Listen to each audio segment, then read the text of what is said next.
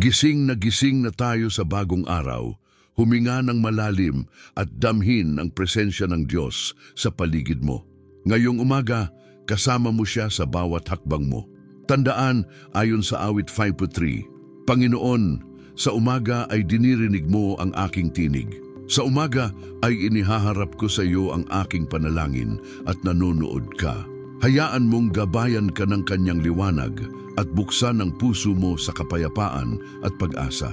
Huwag mong simulan ang araw na walang kanya sa iyong tabi. Ngayon, simulan natin ang ating paglalakbay sa kanyang salita at gabay. Ngayong umaga, damhin mo ang init at liwanag ng bagong araw na ibinigay ng Panginoon. Isipin mo na bawat hakbang mo ngayon ay may gabay mula sa Kanya. Ayon sa awit 119:105, ang salita mo ay ilawan sa aking mga paa at liwanag sa aking landas. Ang bawat desisyon, bawat hakbang, bawat plano mo ngayong araw ay may kanyang direksyon at ang kanyang pangako ay mananatili. Ipagtiwala mo sa Kanya ang lahat ng bagay sa puso mo. Hayaan mong Kanyang buksan ang mga pintuan na hindi mo pa nakikita. Ang Diyos ay narito, handang magsalita at magbigay ng gabay sa bawat sandali. Isipin mo kung paano magbabago ang araw mo kapag sinimulan mo ito sa Kanyang presensya at pagpapala. Sulitin natin ang pagkakataong ito at ihanda ang puso mo sa isang espesyal na sandali ng panalangin na magpapalakas at magbibigay ng liwanag sa iyong buong araw. Isulat sa mga komento, Panginoon, gabayan mo po ako ngayon at huwag kalimutan mag-subscribe para sa higit pang gabay at panalangin mula sa Panginoon. Ngayong naramdaman mo na ang presensya ng Diyos sa iyong puso, huminga ka ng malalim at hayaan mong punuin ng Kanyang kapayapaan ang bawat sulok ng iyong isip at kaluluwa. Panginoon, salamat po sa bagong araw na ito, sa biyayang ibinigay mo sa aming buhay, sa liwanag na pumapasok sa aming tahanan at sa pagkakataong muli kaming lumapit sa iyo na may bukas na puso at pananampalataya. Pakinggan mo po ang bawat sigaw ng aming puso, bawat hiling at pangarap na ipinagkakatiwala namin sa iyo, sapagkat alam naming wala kaming magagawa kung wala ka sa aming tabi. Sa awit 16:11, sinasabi mo, ipapakita mo sa akin ang landas ng buhay, sa harap mo ay kagalakan, sa iyong kanan ay walang hangganang kaligayahan. Hayaan mong ang araw na ito ay magsimula sa kagalakan at liwanag ng iyong mga pangako. Panginoon, kami ay dumating sa iyo na may puso ng pasasalamat, handang tanggapin ang Kanyang salita, handang damhin ang Kanyang presensya at handang maranasan ang Kanyang himala sa simpleng paraan ng bawat araw. Buksan mo po ang aming mga mata upang makita ang mga biyayang nakatago sa bawat sandali, upang maramdaman namin ang direksyon ng iyong kamay sa aming mga hakbang. Sa bawat hininga, Panginoon, kami ay nagpapaubaya sa iyo, at sa bawat paghinga ay pinipili naming manalig, maniwala sa iyong pangako at magtiwala sa iyong kabutihan. Naway punuin mo po ang aming puso ng tapang at pananampalataya, lalo na sa mga oras na ang mundo ay tila nagiging mabigat at puno ng hamon. Hinihiling namin ang iyong paggabay sa aming mga desisyon, sa aming mga salita at sa bawat aksyon na aming gagawin ngayon. Huwag po sanang kami hayaang mawala ang pananampalataya sa gitna ng abala at distractions ng araw, kundi hayaang ang bawat sandali ay maging pagkakataon upang lumapit sa iyo, upang damhin ang iyong pagmamahal at pangangalaga. Panginoon, pagalingin mo po ang mga sugatang puso, bigyan ng liwanag ang mga naliligaw at patawarin ang aming mga pagkukulang, sapagkat alam naming bawat isa ay may kakulangan at pangangailangan ng iyong awa.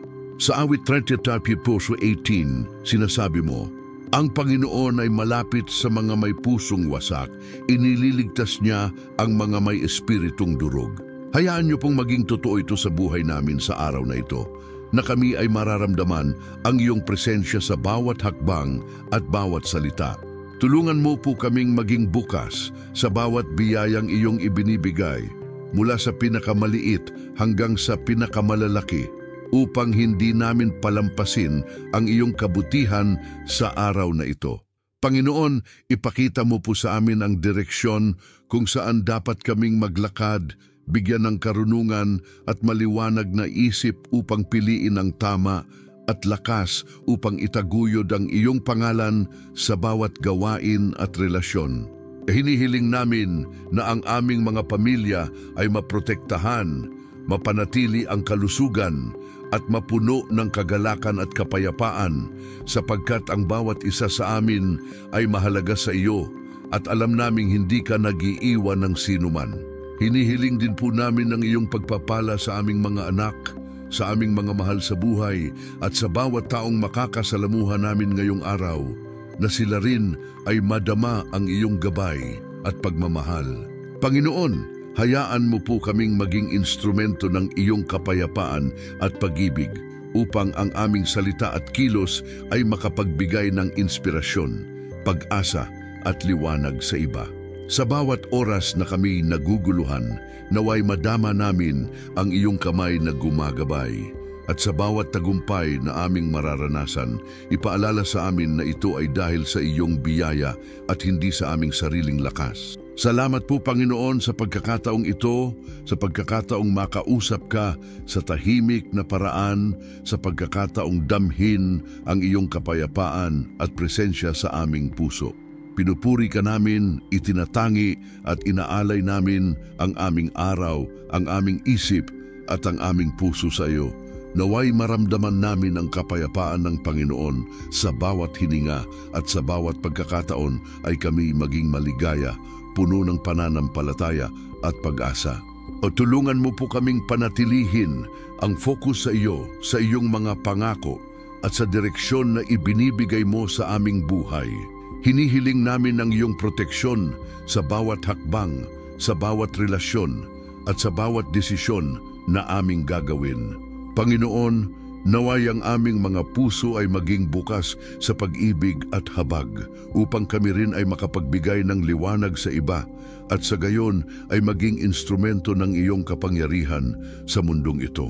Hinihiling namin na sa kabila ng anumang hamon o balakid, maramdaman namin ang kanyang presensya at matutunan naming magtiwala sa kanyang plano ng buong puso. Sa awit 23:1-3, sinasabi mo, "Ang Panginoon ang aking pastol, hindi ako magkukulang. Pinapahimlay niya ako sa luntiang pastulan, pinapatnubayan niya ako sa mga tubigan ng kapayapaan." Panginoon, hayaan mong tunay naming maranasan ang mga luntiang pastulan na ito sa aming buhay, na ang aming araw ay maging puno ng biyaya, kaligayahan at kapanatagan. Salamat po sa iyong mga sagot sa aming mga panalangin, sa iyong pagpapagaling, sa pagbibigay ng direksyon at sa walang sawang pag-ibig na ipinapakita mo sa bawat isa sa amin. Tulungan mo po kaming maging matatag sa pananampalataya, maging bukas sa lahat ng biyayang darating at ipakita sa amin ang paraan kung paano kami makapaglingkod sa iyo sa simpleng paraan, ngunit may totoong epekto. Panginoon, pagpalain mo po ang bawat manonood na nakikinig ngayon, na maramdaman nila ang iyong presensya sa puso nila at maranasan ang kapayapaan at kasiguruhan na tanging ikaw lamang ang makapagbibigay. Gabayan mo po sila sa kanilang mga desisyon at hakbang ngayong araw at ipadama sa kanila na sila ay mahalaga, nakikita at inaalagaan mo. Hayaan niyo pong ang bawat salita ng aming panalangin ngayon ay maging daluyan ng iyong liwanag at inspirasyon sa kanilang buhay. Panginoon, turuan mo po kaming maging mas malapit sa iyo araw-araw, na ang aming unang hakbang sa umaga ay palaging nakatutok sa iyo at ang aming mga puso ay handang makinig sa iyong tinig. Salamat po sa pag-ibig, sa awa, sa pangunawa at sa walang kapantay na pangangalaga mo. Hinihiling namin na ang aming mga puso ay manatiling bukas, ang aming pananampalataya ay patuloy na lumago, at ang aming mga espiritu ay maging matatag sa kabila ng lahat ng hamon. Panginoon, Hayaan niyo pong ang aming araw ay maging pagpapatunay ng iyong kabutihan, na ang bawat hakbang ay may direksyon, bawat salita ay may kahulugan, at bawat kilos ay may layunin sa iyong plano. Sa wakas, Panginoon, ipagkaloob mo po ang kapayapaan at kalakasan sa aming mga puso upang kami magpatuloy na lumakad kasama ka na may kagalakan, pananampalataya at pag-asa. Sa bawat sandali na maramdaman naming nag-aalangan, ipaalala mo sa amin na ikaw ay kasama namin at ang iyong pangako ay hindi nagbabago. Sa huli, Panginoon, patatagin mo po ang aming loob, pagigtingin ang aming pananampalataya at ipakita sa amin ang kahulugan ng bawat pagkakataon ngayong araw. Isulat sa komento, Panginoon, kasama ka ko sa araw na ito, at huwag kalimutan mag-subscribe upang patuloy na madama ang iyong direksyon at kapangyarihan sa bawat panalangin at hakbang ng aming buhay. Ngayong nadama mo na ang presensya ng Diyos sa iyong puso at nakapaglaan ng oras sa Kanya sa umaga, hayaan mong magpatuloy ang Kanyang salita sa ating buhay at magturo ng aral na magbabago ng pananaw at magbibigay ng liwanag sa bawat hakbang mo. Isipin mo si Daniel sa Babylonia, isang tao na puno ng pananampalataya na sa kabila ng panganib at banta sa kanyang buhay ay patuloy na nagdarasal at nanalig sa Diyos. Sa Daniel 6:10 sinasabi, ngunit nang malaman ni Daniel na ang kautusan ay nilagdaan, siya ay umuwi sa kanyang bahay at 3 beses sa isang araw ay siya ay lumuhod at nanalangin at nagpasalamat sa kanyang Diyos gaya ng dati. Ipinapakita nito sa atin na ang pagkakaroon ng regular na oras sa Diyos ay hindi lamang simpleng gawain, kundi isang sandata at proteksyon sa araw-araw na hamon. Sa bawat oras na ilalaan mo ang unang sandali ng iyong araw sa Diyos, parang ikaw ay naglalagay ng baluti sa iyong espiritu at nagbibigay ng liwanag sa landas na iyong tatahakin. Ang parehong prinsipyo ay makikita rin sa ating pang-araw-araw na buhay. Kung binibigyan natin ng unahin ng Diyos sa ating mga plano at hakbang, nagiging malinaw ang direksyon, nagiging maayos ang mga desisyon, at ang mga hadlang na dati nakaka-stress ay nagiging mga pagkakataon upang ipakita ang kanyang kabutihan. Ang unang hakbang ng paglapit sa Diyos sa umaga ay parang pagtatanim ng butil ng pananampalataya sa lupa ng ating puso. Kung ito ay aalagaan, ito'y magbubunga ng kagalakan, kapayapaan at saganang biyaya sa buong araw. Sa bawat sandali na nakatuon ka sa Kanya, mas madali mong mararamdaman ang Kanyang tinig na para bang siya mismo ang naglalakad sa tabi mo at nagbibigay ng direksyon sa bawat hakbang. Isipin mo ang isang araw na nagsimula sa kalituhan at problema, ngunit dahil pinili mong kausapin ang Diyos sa umpisa, ang bawat pagsubok ay nagiging oportunidad para sa pagpapakita ng kanyang karunungan at kabutihan. Sa awit 37:10 sinasabi, ipagkatiwala mo ang iyong lakad sa Panginoon at ang kanyang mga plano ay magtatagumpay. Ang tiwala na ito ay nagbibigay ng kapanatagan sa puso kahit nasa gitna ng abala, stress o mga hindi inaasahang pangyayari. Ang aral dito ay malinaw. Ang pag-prioritize sa Diyos sa umaga ay hindi lamang para sa espiritual na kalusugan, kundi para maging malinaw ang ating landas sa pisikal at emosyonal na aspeto ng buhay. Habang iniisip mo ang kwento ni Daniel, isipin mo rin ang iyong sariling buhay. Ang mga oras na tila puno ng pag-aalala at pangamba ay magiging mas maayos at mas maliwanag kapag binuksan mo ang iyong puso sa presensya ng Diyos. Hindi mo kailangang magkaroon ng kompletong plano, sapat na ang simpleng panalangin at bukas na puso upang maramdaman ang kanyang direksyon. Ang pagtitiwala sa Kanya ay parang paglakad sa isang landas na may liwanag sa harap mo kahit na sa paligid mo ay dilim. Sa bawat hakbang na gagawin mo, mararamdaman mo ang gabay ng Diyos sa pamamagitan ng malinaw na inspirasyon, katahimikan sa puso at kakaibang kapanatagan. Isipin mo, bawat hakbang sa trabaho, Bawat pakikisalamuha sa pamilya, bawat desisyon sa buhay ay nagiging mas makabuluhan at mas mapayapa dahil sa simpleng pagsisimula ng araw sa kanyang presensya. Ang paglalaan ng oras sa Diyos sa umaga ay parang pagbubukas ng pinto sa kanyang mga himala at pagpapala na hindi mo man agad nakikita ay nagtatakda ng positibong enerhiya sa buong araw. Habang binabasa mo ito at pinapansin ang bawat salita, damhin mo ang kanyang kapayapaan na dumadaloy sa iyong puso at isip na parang banayad na ilaw na gumagabay sa iyo sa bawat hakbang.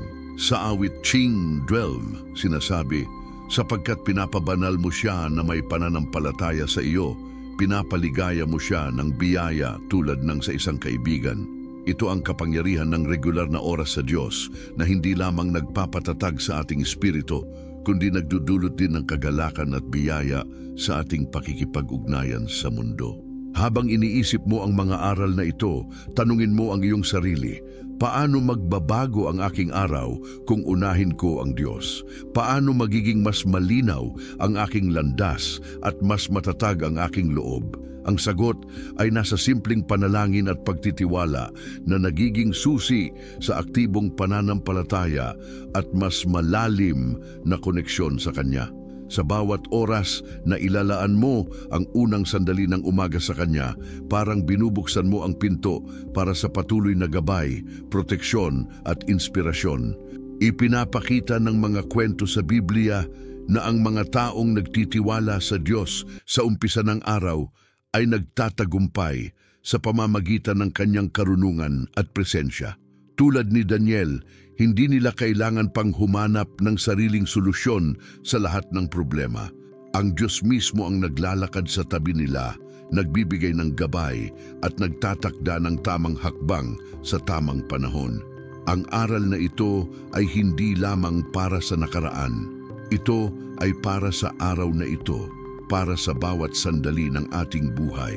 Habang iniisip mo ang kwento ng pananalig at tiwala, hayaan mong pumasok sa puso mo ang kagalakan at kapanatagan na ang bawat hakbang mo sa araw na ito ay may gabay at direksyon mula sa Diyos. Sa awit 119:120, ang pag-unawa ng iyong salita ay nagbibigay liwanag.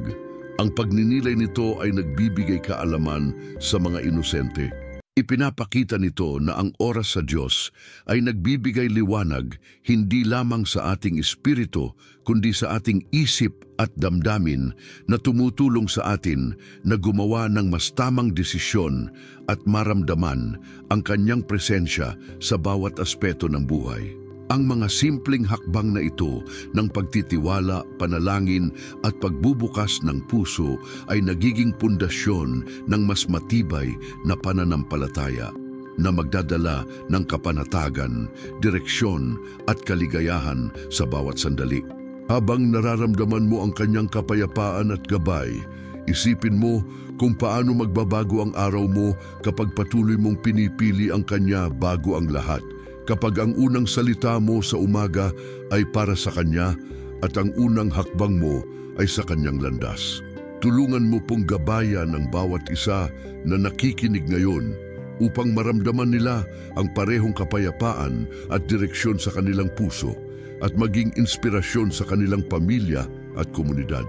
Hinihiling na sa bawat desisyon, bawat pakikisalamuha at bawat aksyon, madama nila ang presensya at gabay ng Diyos at ang kanilang araw ay magbunga ng kagalakan, tagumpay at kapanatagan.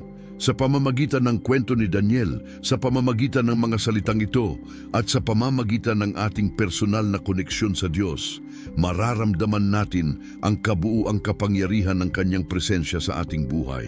Isulat sa komento, Panginoon, kasama kako sa bawat hakbang at huwag kalimutan mag-subscribe para sa higit pang gabay, panalangin at inspirasyon sa bawat araw. Ngayong naramdaman mo ang kagalakan at kapanatagan mula sa Diyos at naiintindihan mo ang kanyang mga aral sa buhay ni Daniel, hayaan mong magpatuloy ang kanyang salita upang bigyan ka ng malinaw na direksyon sa araw na ito. Panginoon, sa bawat hakbang ng manonood ngayon, ipakita mo po ang kanyang liwanag at gabay. Ang bawat desisyon, maliit man o malaki, ay may kanyang layunin at sa bawat aksyon, mararamdaman ang kanyang presensya at kapangyarihan. Sa awit 32:8, sinasabi mo, "Ituturo ko sa iyo ang landas at gabayan ka sa mga mata ko." At ito ang pangako na dapat nating dalhin sa puso.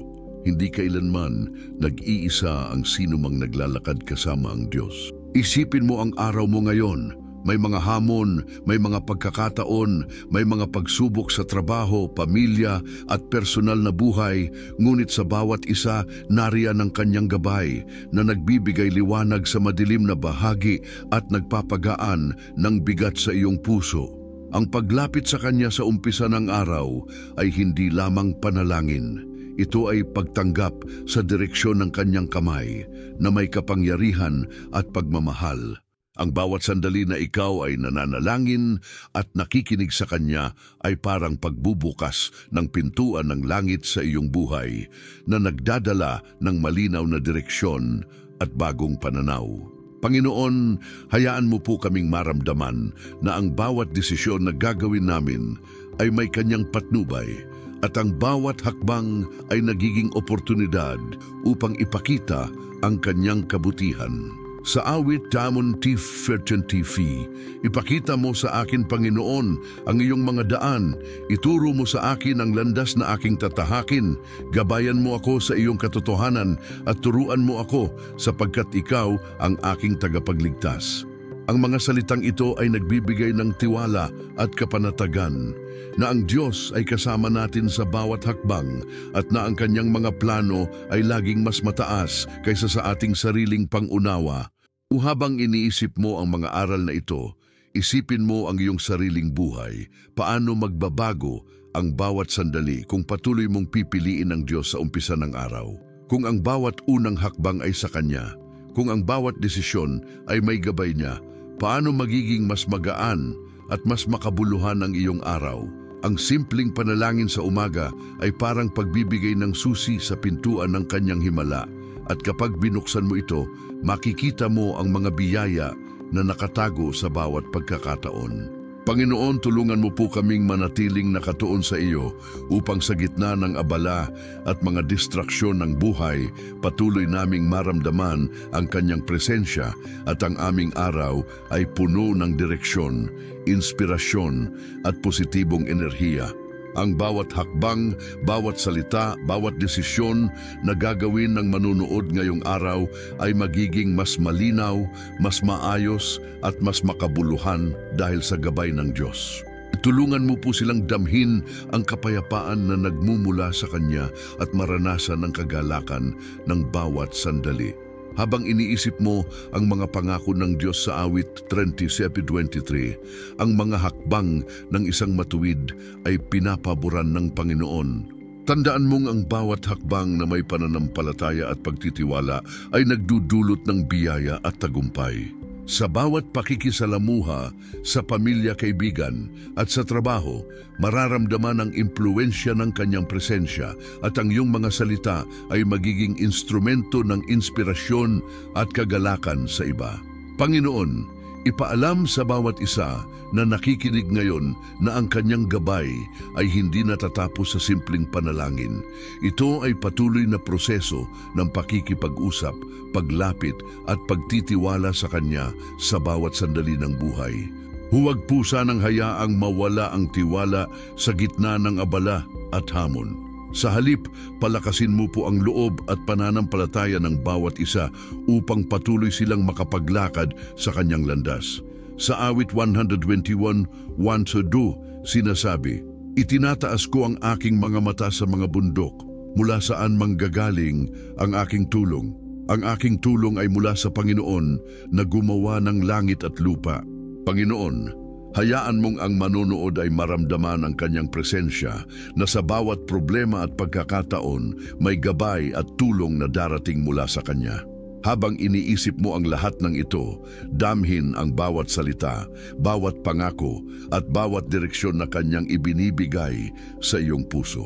Sa bawat hakbang mo ngayong araw, maging inspirasyon ka sa iba, ipakita ang kabutihan ng Diyos sa pamamagitan ng iyong kilos, salita at pananampalataya. Ang bawat desisyon ay nagiging mas maliwanag, bawat hakbang ay may kahulugan, at bawat sandali ay puno ng kapayapaan at kagalakan. Panginoon, tulungan mo po kaming panatilihin ang pananampalataya at tiwala at hayaan mong ang bawat hakbang ay magdala ng liwanag, pag-asa at tagumpay. Isulat sa komento, Panginoon, gabayan mo po ang bawat hakbang ko ngayong araw at huwag kalimutan mag-subscribe upang patuloy madama ang kanyang presensya, direksyon at pagpapala sa bawat panalangin at hakbang ng buhay. Habang patuloy nating nararamdaman ang presensya at gabay ng Diyos, hayaan niyo pong maging malinaw sa ating mga puso na ang bawat hakbang, bawat salita at bawat aksyon ngayong araw ay may layunin at direksyon mula sa Kanya. Panginoon, sa bawat isa na nanonood ngayon, ipakita mo po na ang Kanyang kapangyarihan at pagmamahal ay aktibo sa kanilang buhay, na sila ay hindi nag-iisa, at na ang bawat hamon ay may solusyon sa pamamagitan ng pananampalataya at pagtitiwala sa iyo. Sa awit 46:1, sinasabi, Ang Diyos ay aming kanlungan at lakas, laging handang tumulong sa oras ng kagipitan. Kapag naalala natin ito, ang ating puso ay napupuno ng kapanatagan at lakas sapagkat alam nating kahit ano pa ang dumating sa ating araw, may gabay at proteksyon ang Diyos sa ating tabi. Ang bawat manonood ay maaaring damhin na ang Diyos ay nagtatrabaho sa kanilang buhay sa mga simpleng paraan na madalas ay hindi natin napapansin. Sa isang mabuting salita, sa isang pagkakataon na dumating sa tamang oras o sa isang inspirasyon na biglang dumaan sa isip natin. Ang Diyos ay laging naroroon, handang gabayan ang bawat hakbang at ipakita ang landas na dapat tahakin. Habang iniisip mo ito, damhin mo ang kapanatagan sa iyong puso, ang kapayapaan sa iyong isip, at ang kagalakan sa iyong espiritu, sapagkat ang bawat araw na nagsisimula sa kanyang presensya ay puno ng biyaya, direksyon at positibong enerhiya. Ang paglapit sa kanya ay hindi lamang para sa proteksyon, kundi para maramdaman natin ang kanyang pagmamahal, karunungan, at inspirasyon na magdadala sa atin sa tagumpay sa bawat larangan ng buhay. Ang bawat hakbang ay nagiging mas malinaw, bawat desisyon ay may layunin, at ang bawat sandali ay puno ng kagalakan at liwanag. Sa awit 37:50, sinasabi, Ipagkatiwala mo ang iyong lakad sa Panginoon at ang kanyang mga plano ay magtatagumpay. Ang simpleng panalangin at pagtitiwala sa Kanya ay nagiging susi upang maranasan natin ang Kanyang kapangyarihan sa praktikal na paraan sa ating pang-araw-araw na buhay. Panginoon, patatagin mo po ang loob ng bawat manonood ngayon, iparamdam ang Kanyang presensya sa bawat hakbang, at palakasin ang kanilang pananampalataya upang maharap nila ang lahat ng hamon ng may kapayapaan at determinasyon. Ang bawat simpleng salita ng panalangin, bawat oras na inilaan para sa Kanya ay nagbubukas ng pinto ng mga pagpapala, ng direksyon at ng inspirasyon. Tulungan mo po silang maramdaman na ang bawat hakbang ay hindi nag-iisa, na ang bawat plano ay pinapangalagaan, at na ang bawat aksyon ay may kabuluhan at layunin sa Kanyang plano. Ang bawat manunood na naniniwala, na nagtitiwala at nagbibigay ng oras sa Diyos sa umpisa ng araw ay makakaranas ng hindi inaasahang biyaya, kagalakan at kapanatagan. Sa awit 28:7, sinasabi, Ang Panginoon ay aking lakas at aking kaligtasan. Siya ang aking kanlungan sa oras ng kagipitan. Siya ang aking kalakasan, hindi ako matitinag. Ang bawat panalangin, bawat tiwala at bawat hakbang na ginagawa ngayon ay nagiging pundasyon ng mas matatag na pananampalataya at mas malinaw na direksyon. Habang iniisip mo ito at pinapansin ang bawat salita, hayaan mong pumasok sa iyong puso ang inspirasyon, ang pag-asa at ang kagalakan na nagmumula sa Diyos. Ang bawat manonood ay hinihikayat na ipagpatuloy ang pakikipag-ugnayan sa Diyos, damhin ang kanyang kapangyarihan at maging instrumento ng kanyang kabutihan sa kanilang pamilya, komunidad at sa mundong kanilang ginagalawan. Isulat sa komento, Panginoon, gabayan mo po ang bawat hakbang ko ngayong araw at huwag kalimutan mag-subscribe upang patuloy na madama ang presensya, proteksyon at direksyon ng Diyos sa bawat panalangin at hakbang ng buhay. Ngayong naramdaman mo na ang presensya at gabay ng Diyos sa bawat sandali ng araw na ito, hayaan mong maging katahimikan ang ating kasamahan habang pinapawi niya ang anumang pangamba at pag-aalinlangan sa puso. Panginoon, sa bawat manunood na nakikinig ngayon, iparamdam mo po ang kanyang kapayapaan na ang bawat hininga ay puno ng liwanag, bawat isip ay puno ng kaliwanagan, at bawat puso ay puno ng kagalakan. Sa awit 4:10, sinasabi mo, tumigil kayo at kilalanin ninyo na ako ang Diyos. Ako ang itataas sa mga bansa, ako ang itataas sa lupa. Ang mensaheng ito ay nagbibigay kapanatagan na kahit sa gitna ng abala at ingay ng mundo, ang Diyos ay nariyan, tinitiyak na ang bawat hakbang ay may gabay at ang bawat desisyon ay may kanyang direksyon. Habang pinapakinggan mo ito, damhin ang katahimikan sa iyong puso na parang kanyang bisikletang kamay ang humahaplos at gumagabay sa iyo sa tamang landas. Ang bawat sandali ng tahimik na panalangin ay nagiging pundasyon ng mas matibay na pananampalataya na nagbibigay liwanag at proteksyon sa araw mo. Panginoon, hayaan mo po kaming maramdaman ang kanyang presensya sa bawat simpleng kilos, sa bawat salita, at sa bawat paghinga ngayong araw na nagdudulot ng kapayapaan at kapanatagan sa puso at isipan ng bawat isa. Sa awit 91:1, ang nakatago sa lilim ng kataas-taasan ay mananatili sa lilim ng makapangyarihan. Sasabihin ko sa Panginoon, ikaw ang aking kanlungan at aking kuta, ang aking Diyos na aking pinagkakatiwalaan.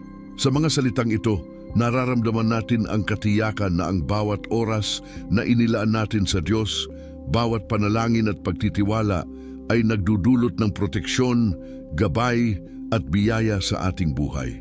Ang bawat manunood ay hinihikayat na manatiling nakatuon, damhin ang kanyang presensya at hayaang ang kapayapaan at liwanag niya ay maghari sa bawat hakbang. Sa bawat hamon, bawat pangyayari at bawat pagkakataon, mararamdaman mo na ang Diyos ay kasama mo, nagbabantay at gumagabay, at ang bawat desisyon ay nagiging mas malinaw at makabuluhan.